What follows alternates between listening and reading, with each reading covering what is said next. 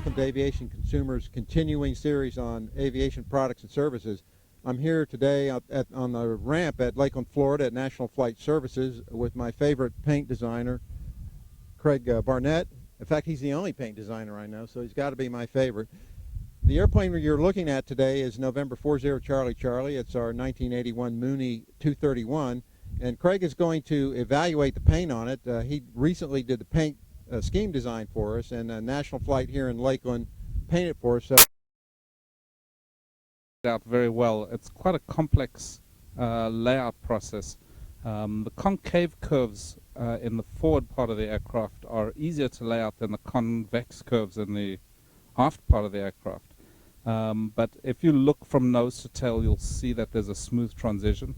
Another interesting thing to look at, this being a Mooney, is that the line on the edge of the green that goes under the tail is a straight line as it sits here on the ground, which is something you also look for with an aircraft like a Mooney, where the tail, when you trim the aircraft, the whole tail moves, and so if it's not painted in the landing position, you'll get kinks in the around areas of the aircraft. I'm looking at the edges of the stripes. I'm looking to see that they're clean edges. Now, because you don't clear coat a whole aircraft, it's not preferable to clear coat a whole aircraft because it does degrade the white paint. So because you're not clear coating it, you do get edges on paint. But you do want to see that those edges are small and neat and clean.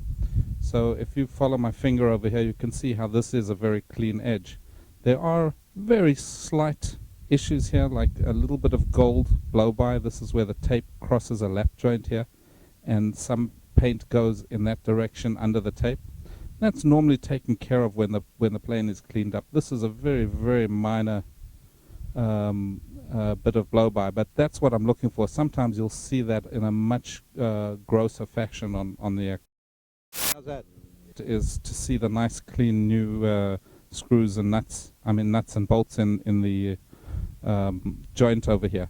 And also, as you look inside the joint, you can see that the plane is consistently painted into the joint as well. That can't be done without the control surfaces removed. So that's your first clue that the control surfaces are removed. How's that?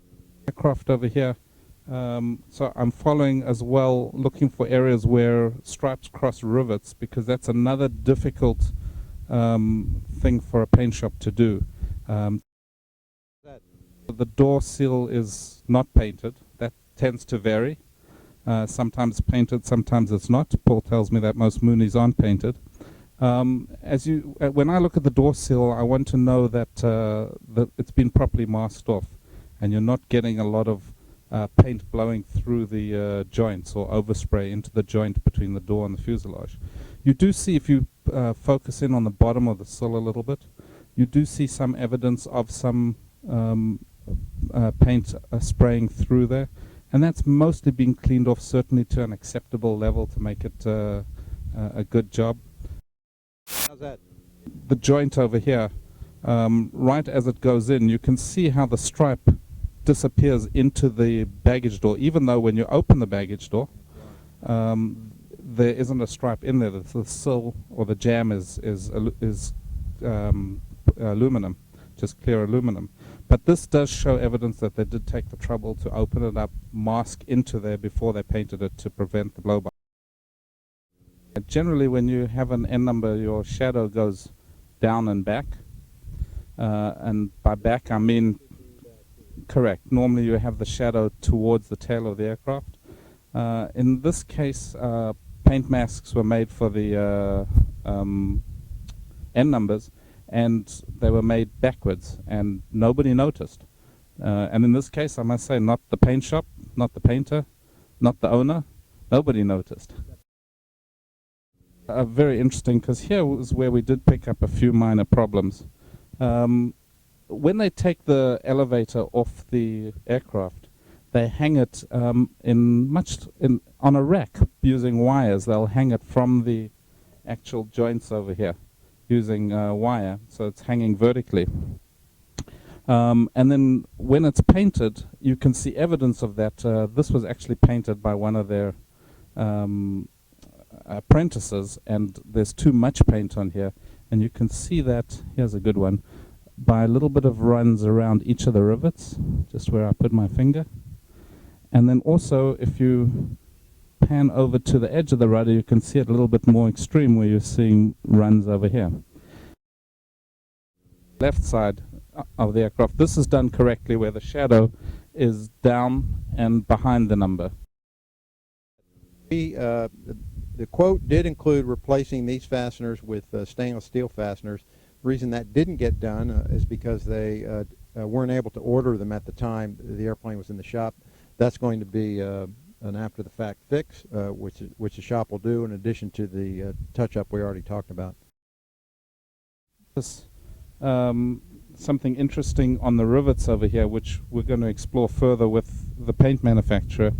And we're seeing on a lot of the rivet heads on the wings, it looks like the upper layer of the paint is broken and pulled back. And I don't think we have a clear idea of exactly why that's happened yet. Are you ready? I did check on this aircraft was to make sure that the left and the right side are laid out as a mirror image of one another, because you don't want to see stripes on the right side being lower than stripes on the left side. This plane is perfect, so you don't see that, but you do often see it on aircraft that you have that error in laying out. The next thing that we found as we looked along the stripes is looking at the very fine points at the front. These are very hard to mask out. This is an example of a very well done stripe, where it's a very nice clean point. Often you'll look at those and they'll be really messy. So you want to see and avoid that. Something interesting I noticed on this aircraft was at the back of the cowling there's an 1/8 to a 1/16 of an inch difference in height between the stripes on the cowling and the stripes on the fuselage. When they mask these out, they put the cowling on the aircraft, mask the stripes, and then they take the cowling off the aircraft and they paint the cowling off the aircraft. And I had the feeling that maybe the screws weren't all put on and the cowling wasn't pulled tight. The paint shop says that they see this often, that they'll put all the screws on and they will do them tight, and this will still often happen. It's not unsightly and you don't notice it unless you really get close to it. So I don't think it's a deal breaker in terms of a paint job. Are you ready? On a scale of 1 to 10, what would it be?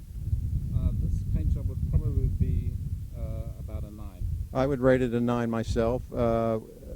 From the customer's point of view, what the shop I thought did best, in addition to doing competent paint, they're very responsive on the phone. When we called with a question, either James or Chad called back, and we got all the information we needed. And we find from complaints that we hear from readers that that's probably the #1 problem with any kind of shop, whether it's paint or engine or airframe, is that shops don't return the call if the owner has a question. Right. You might also say we've pointed out a lot of little issues over here, and we had to look quite hard to find those little issues, which is why the paint job gets a 9. We found the issues for educational purposes, but on the whole, this is a superbly laid out and painted aircraft.